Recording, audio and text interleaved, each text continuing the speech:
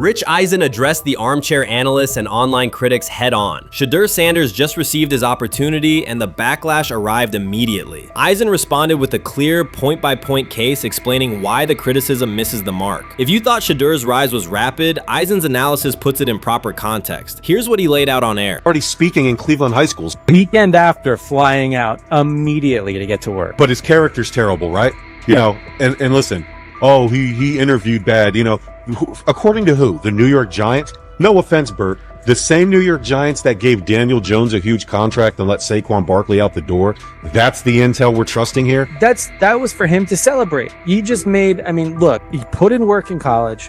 He had the privilege of being coached by his father. Which we all would love and do. Turned around not one, but two programs in college football.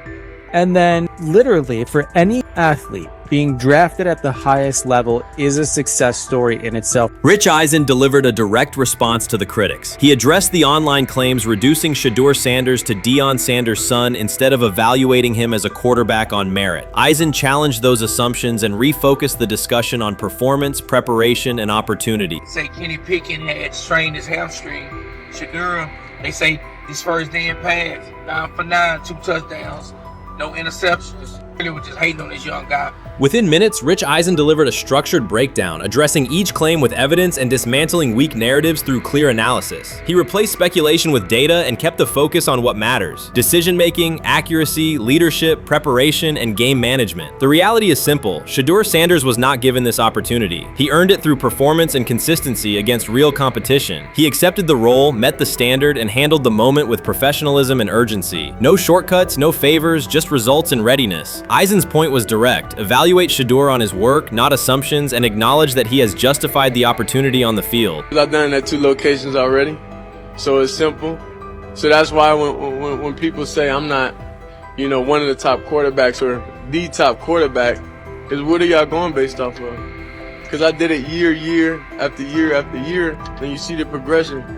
So it's like, obviously it got to be some type of external hate that you have for the family, for the last name, for anything, because I know I proved myself. While many were still debating whether he was NFL ready, Shedeur Sanders stepped onto the practice field and operated like a clear QB1, setting protections, controlling tempo, and executing the plan. The narrative that he is just flash, media attention, or his father's influence does not hold up against his work in installs, progressions, and situational drills. What he showed was composure, efficiency, and command of the offense. He processed quickly, protected the football, and delivered on-time throws, demonstrating preparation and control. I'm a firm believer. If I wanted Shedeur Sanders at 2, at worst at 33, of course I already think that he's better than other quarterbacks. Because that's the type of talent, that's where I would have picked him at.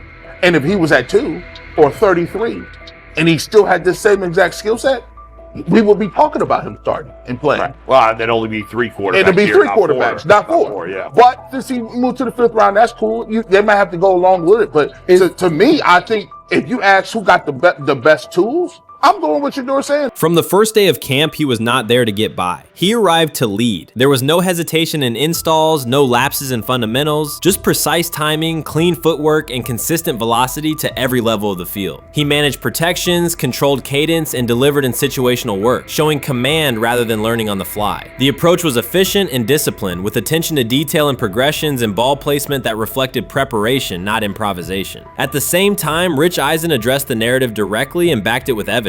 He laid out clips, context, and performance markers to cut through speculation. Eisen emphasized that Shedeur Sanders did not step into this moment because of publicity. He built toward it through sustained work, resilience, and results. The background, media readiness, high football IQ, and a professional approach was developed over years, not days, and it translated to immediate operational control of the offense. The resistance came from familiar places. Some in the traditional guard still framed mobile quarterbacks as limited and expected the nepotism label to define him. That view did not hold up against what was on the field: composure under pressure, secure decision-making, accurate throws into tight windows, and consistent execution in red zone and 2-minute sequences. Eisen's point was clear: evaluate Shedeur Sanders on performance and readiness. The evidence shows he earned the opportunity and is meeting the standard with accountability and consistency. Yeah, teams didn't draft him because they didn't think he was first-round talent.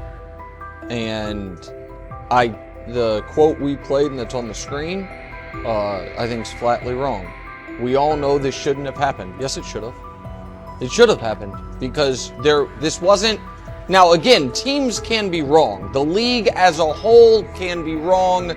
Hell, the Baltimore Ravens drafted a 25-year-old tight end before they drafted Lamar Jackson in the same draft. The die is not cast on who Shedeur Sanders. He stated it plainly. This is not a celebrity appearance. This is a quarterback with pocket presence, leadership, and decision-making that stands on its own. You either show it or you settle into a backup role. Shedeur Sanders is not auditioning. He is establishing himself as the starter. When the opportunity arrived, whether through injury, trade, or depth chart changes, Shedeur was prepared and delivered. He did not hesitate. He executed the offense and finished drives. As others tried to catch up to what they were seeing, Rich Eisen reinforced the same message he has been repeating: evaluate the work. Camp reports have been consistently positive, but the important shift is how the performance is being received. Casual attendees who came to observe left talking about Shedeur's command and poise. Detailed observers focused on his pre-snap reads, protection checks, and audibles, highlighting the mechanics, timing, and ball placement that support efficient, controlled play. Many observers declared Deion Sanders was finished. They argued that his public style attracted unnecessary attention, that his health had deteriorated too far, and that his coaching career was approaching an abrupt conclusion. They misread his resolve. When speculation intensified, Sanders did not schedule a press conference or issue a formal statement. Instead, he released a short video recorded at his Texas home, walking alongside recording artist Lil Wayne. The footage established two facts. Although Sanders still walks with a limp, he remains active, and he intends to return to the sideline. Reports from USA Today and ESPN confirm that Sanders had temporarily left Colorado to recover from a significant, undisclosed medical condition. He lost 14 pounds and missed several summer practices, leading to widespread debate about his future. Unofficial sources suggested complications related to previous blood clot issues, but no official diagnosis was provided. Throughout Sanders' absence, numerous media outlets framed his situation in crisis language, frequently questioning whether he would coach again. By comparison, when coaches such as Lincoln Riley paused their duties for health or family reasons, coverage emphasized understanding and patience, an imbalance that reflects a common difference in how high-profile black coaches are treated. Sanders' silence was not a retreat, it was a period of recovery. During rehabilitation, he relied on family, faith, and trusted colleagues, yet stayed connected to his program through brief online updates. The video with Lil Wayne demonstrated that he retained strong support from influential friends, countering narratives that portrayed him as isolated or on the verge of retirement. The visual evidence showed that his setback is temporary, and that he remains determined to lead Colorado into the forthcoming season. Since accepting the Colorado position, Sanders has dramatically elevated the program's national standing. He first drew national attention to Jackson State and the broader HBCU football landscape, then moved to Boulder and transformed a one-win team into a central storyline in college athletics. His approach, combining hip-hop culture, direct communication, and open expressions of faith, has challenged conventional expectations for head coach behavior. Each step forward has been met with heightened scrutiny. His time at Jackson State was labeled a publicity stunt, his departure for Colorado was framed as abandoning HBCU culture, and his social media presence has been cast as distraction from traditional coaching responsibility. Critics often magnify Sanders' missteps and question his motives, while comparable actions by other coaches receive neutral or sympathetic coverage. Showings of enthusiasm from Brett Favre and disciplinary intensity from Nick Saban are celebrated as competitive passion, yet Sanders' displays of confidence are frequently labeled arrogance. The discrepancy illustrates deeper biases rather than differences in performance. Sanders' success challenges entrenched expectations of how a college football leader should look, speak, and act, especially a black coach who refuses to downplay his identity. During his convalescence, Sanders maintained close communication with his staff and athletes, reinforcing the standards he had established: discipline, accountability, and belief. The program's daily messaging continued to emphasize preparation and resilience, signaling that Sanders' influence persists even when he is away from campus. Athletes echoed his mantras during workouts, confirming that his leadership extends beyond physical presence. Sanders acknowledges the seriousness of his medical challenge, but has refused to let it define him. He has publicly discussed leaning on scripture and prayer, explaining that his purpose as a mentor, father, and coach extends beyond personal adversity. In that context, the video of him walking in the Texas sun was less a strategic media effort than a straightforward demonstration of continued commitment to his team and mission.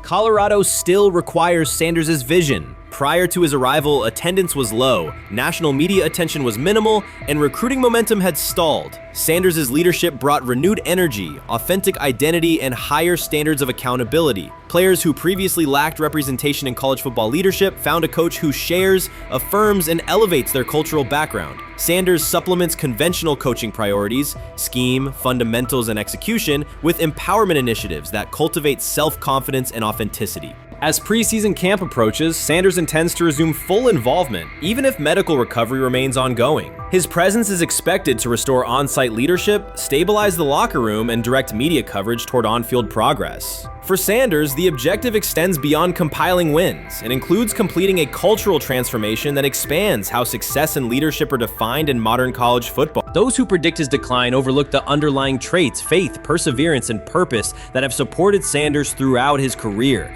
Doubts, rumors, and disproportionate scrutiny have followed him from playing days into coaching, and he has consistently responded with results. His current health setback is another obstacle, not a conclusion. The broader initiative he leads, centered on authenticity, opportunity, and high standards, continues. When Sanders returns to the sideline, it will mark the next stage of a movement he has guided from Jackson State to Boulder. The recent period of quiet has been strategic rather than passive. Instead of defending himself in daily briefings, Sanders focused on rehabilitation, remote program oversight, and family support. Each brief social media message reinforced a consistent theme: faith and preparation. He has articulated gratitude for medical professionals and has reiterated that his mission at Colorado is unfinished. His public references to scripture have been direct but measured, aligning with his long-standing practice of integrating faith into leadership. By walking through his ranch with Lil Wayne, Sanders signaled continuity. The clip underscored that influential supporters remain engaged, that Sanders' broader network values his vision, and that he remains capable of navigating physical challenges. The visible limp was not evidence of imminent retirement. Rather, it documented the reality of ongoing recovery and the resilience with which he approaches each obstacle. Colorado's athletic administration and football staff continue to affirm Sanders' program direction.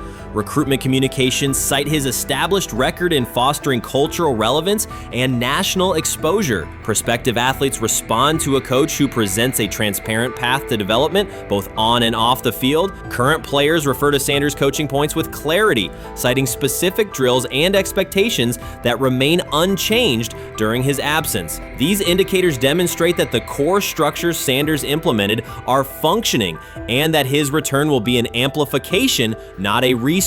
Criticism regarding Sanders' public persona often conflates media style with coaching substance. Analysis from opponents suggests that social media engagement dilutes football preparation, yet Sanders' staffs emphasize time management and delegation. Defensive and offensive coordinators handle in-game adjustments while Sanders directs overall culture, recruitment, and leadership. He has articulated that visibility serves to amplify program accomplishments and enhance player opportunities, not replace strategic football planning. Some commentary has attempted to reframe Sanders' health issue as evidence that his coaching model is unsustainable. The argument ignores the documented health challenges faced by numerous coaches across levels of competition. For example, college coaches recovering from heart procedures or joint replacements have returned to successful seasons after appropriate medical clearance. Sanders' case follows a comparable trajectory. Medical complications require temporary separation, structured rehabilitation is prioritized, and a managed return is planned. Institutional medical protocols at Colorado dictate clearance requirements. Sanders will meet those before resuming full sideline duties. Colorado's players have expressed public confidence in Sanders' eventual return, citing regular virtual check-ins and continued accountability. Several athletes noted that positional meetings included recorded messages from Sanders reinforcing tactical goals and personal discipline. These details confirm that Sanders has remained actively engaged, albeit remotely, and that team culture remains aligned with his principles. Looking ahead, Colorado's schedule will attract national attention, both for on-field competitiveness and the storyline of Sanders' comeback. Analysts will evaluate how quickly he reestablishes day-to-day rhythm and whether his physical limitations influence practice oversight. Internal planning accommodates gradual escalation of responsibilities, with medical staff and strength and conditioning personnel contributing to phase reintegration. The broader significance of Sanders' return extends beyond Colorado. His visibility continues to challenge prevailing narratives about leadership styles and pathways in college athletics. By prioritizing authenticity, open articulation of faith, and cultural expression, Sanders offers a contrasting template to more conventional models. His eventual recovery and sideline presence will reinforce the argument that diverse leadership profiles can succeed in elite collegiate competition. In summary, rumors of Deion Sanders' coaching demise were premature. Verified reports confirm a substantial but temporary medical setback. He used the time away to focus on health, sustain program engagement, and rely on a support system anchored in family, friends, and faith. His recent public appearance demonstrated active recovery and reaffirmed his intention to resume leadership in Boulder. The forthcoming season will test Colorado on the field, but it will also underscore the durability of Sanders' vision, one that combines competitive ambition with cultural resonance. Observers who continue to question his longevity overlook the resilience and purpose that have defined his career. Sanders' return is imminent, and the movement he leads remains intact.